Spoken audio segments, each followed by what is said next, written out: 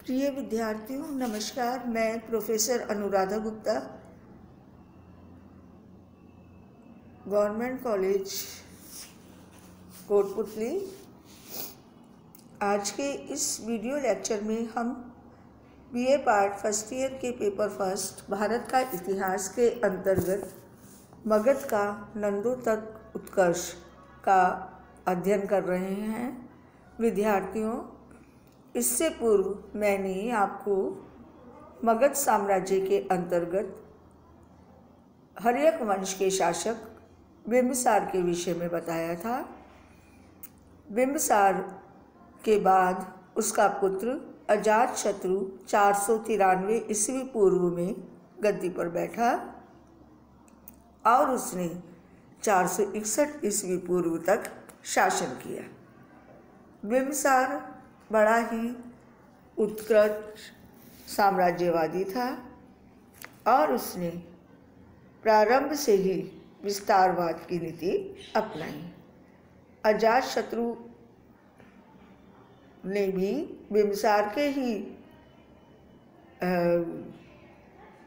कार्य को आगे विस्तृत किया। अजातशत्रु का दूसरा नाम कुणिक या कुणिय था। अजातशत्रु ने अपनी आक्रामक निधि से मगध साम्राज्य की सीमाओं में भारी विस्तार किया और अपनी प्रभुता और शक्ति संपन्नता को ऊंचाइयों के नए आयाम प्रदान किए। उसका शासनकाल हर्यक वंश का चरमोत्कर्ष काल था।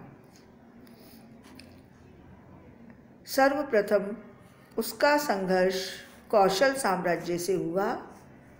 बिंबिसार की मृत्यु के बाद मगध में हुए घटनाक्रम से क्रुद्ध होकर प्रसेनजित जो कौशल का शासक था ने बिंबिसार को दहेज में दिए हुए काशी ग्राम को वापस ले लिया। इसी प्रश्न पर मगध और कौशल में संघर्ष हुआ जो एक लंबे समय तक चला, किंतु बाद में दोनों साम्राज्य के बीच शांति एवं मैत्री स्थापित हो गई। प्रसेनजित ने अपनी पुत्री वाजिरा का विवाह अजातशत्रु के साथ कर दिया और उसे काशी प्रदेश वापस लौटा दिया। अजातशत्रु का दूसरा संघर्ष वज्जी संघ से हुआ। वज्जी संघ उस समय का एक शक्तिशाली गणतांत्रिक राज्य था। मगध और वज्जी संघ में संघर्ष के कई कारण थे। इसका पहला कारण था दोनों ही पक्षों की साम्राज्यवादिता। दोनों ही गंगा के तटों पर अधिकार करना चाहते थे और यही कारण है कि चंपा जो गंगा के तट पर एक महत्वपूर्ण बंदरगाह था, वो मगध साम्राज्य में शामिल कर लिया गया था, लेकिन वज्जी संघ इसे अपने अधिकार में लेना चाहता था।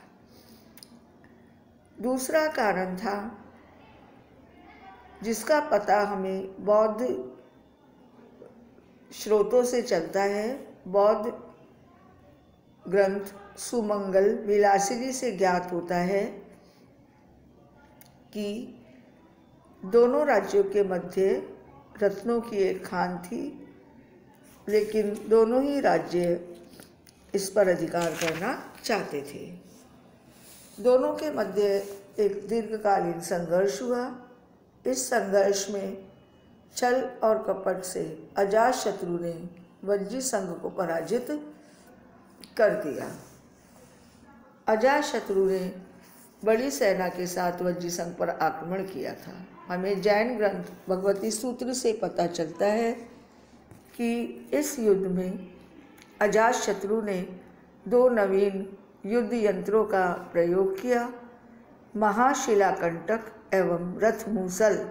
महाशिलाकंटक एक प्रकार का शिला प्रक्षेपास्त्र था जो बड़े बड़े पत्थरों या शिलाखंडों को भीड़ पर फेंकने का कार्य करता था, जबकि रथ मूसल एक प्रकार का रथ था जिसमें बड़ी बड़ी गदाएं या मूसल जड़े होते थे और यह इधर उधर चक्कर लगाकर सैकड़ों का काम तमाम कर देता था। रथ मूसल यंत्र को बिना घोड़ों अथवा सारथी के चलने वाला कहा गया है। ऐसा प्रतीत होता है कि या तो कोई व्यक्ति इसके भीतर छिपकर बैठा हुआ पहियों को चलाता था या ये किसी स्वचालित यंत्र से युक्त होने के कारण स्वयं गति करता था। जैन ग्रंथों से संकेत मिलता है कि यह युद्ध 16 वर्षों से भी अधिक समय तक चला। अंत में लिच्छवी बुरी तरह पराजित हुए और उनके शासक चेतक ने एक कुएं में डूबकर अपनी जान दे दी। लिच्छवियों के पतन के साथ ही अजातशत्रु ने वैशाली पर अपना अधिकार कर लिया और इस प्रकार मल्ल गणराज्य एवं अन्य लघु गणराज्य भी मगध साम्राज्य में शामिल हो गए। बौद्ध ग्रंथों के अनुसार बिंबसार के राज्य में 300 योजन भूमि थी, जो अजातशत्रु की विजयों से 500 योजन हो गई। बौद्ध ग्रंथ आर्य मंजूश्री मूलकल्प के अनुसार अजातशत्रु के राज्य में मगध, अंग, काशी और वैशाली के प्रदेश थे। इसके बाद अजातशत्रु का संघर्ष अवंती राज्य से हुआ। बौद्ध ग्रंथ मध्यम निकाय में कहा गया है कि अजातशत्रु ने अपनी राजधानी राजगृह का दुर्गीकरण इसलिए करवाया था क्योंकि उसे अवंती के शासक प्रद्योत के आक्रमण की आशंका थी। लेकिन अजातशत्रु के काल में मगध और अवंती राज प्रद्योत के मध्य किसी शक्ति संघर्ष की जानकारी नहीं मिलती, किंतु यह अवश्य कहा जाता है कि अजातशत्रु को अवंती के शक्तिशाली राज्य से खतरा था, तभी उसने अपनी राजधानी राजगृह का दुर्गीकरण करवाया था। अजातशत्रु ने अवंती राज के विरुद्ध अपनी शक्ति प्रबल करने के लिए अपनी पुत्री पद्मावती का विवाह वत्स राज उदयन के साथ कर वत्स को अपना मित्र बना लिया था। हमें ऐसा पता लगता है कि अवंती राज प्रद्योत मगध के विरुद्ध वत्स का सहयोग न पाकर निरुत्साहित हुआ होगा। अजातशत्रु के समय न केवल मगध साम्राज्य का क्षेत्रीय विस्तार हुआ, बल्कि उसके समय में धर्म एवं कला की भी प्रगति हुई। अपने पिता की भांति अजातशत्रु धार्मिक दृष्टि से सहिष्णु था। वह जैन और बौद्ध ग्रंथ दोनों ही जैन एवं बौद्ध धर्म दोनों ही धर्मों का आदर करता था। यही कारण है कि दोनों ही धर्म उसे अपना अनुयायी बताते थे। जैन ग्रंथों में कहा गया है कि वह अपनी रानियों एवं परिजनों के साथ निगंठ नाटपुत्र अर्थात निर्ग्रंथ ज्ञात्रपुत्र अर्थात महावीर से अक्सर मिलने जाता था, किंतु बाद में हमें ये पता चलता है कि वह भगवान बुद्ध का अनुयायी हो गया। अजातशत्रु के राज्यकाल में ही महात्मा बुद्ध का महापरिनिर्वाण हुआ था। बुद्ध के निर्वाण के बाद अजातशत्रु ने बुद्ध के भग्नावशेषों का एक अंश मांगा था। हमें पता चलता है कि बौद्ध भिक्षु महाकश्यप ने अवशेषों का मुख्य भाग अजातशत्रु को दिया, जिस पर उसने एक स्तूप बनवाया। बुद्ध के महापरिनिर्वाण के बाद उनकी शिक्षाओं को व्यवस्थित करने के लिए अजातशत्रु के तत्वाधान में राजगृह की सप्तपर्णी गुफा में प्रथम बौद्ध संगीति का आयोजन किया गया, जिसमें 500 प्रतिष्ठित भिक्षुओं व स्थिवरों ने भाग लिया। इस संगीति में बुद्ध की शिक्षाओं को 2 पिटकों विनय पिटक और सुत्त पिटक में संकलित किया गया। अजातशत्रु ने लगभग 32 वर्षों तक शासन किया। उसकी मृत्यु के बाद उसका पुत्र उदयन, जिसे उदयभद्र भी कहा जाता है, गद्दी पर बैठा। वह पहले चंपा का राजा था।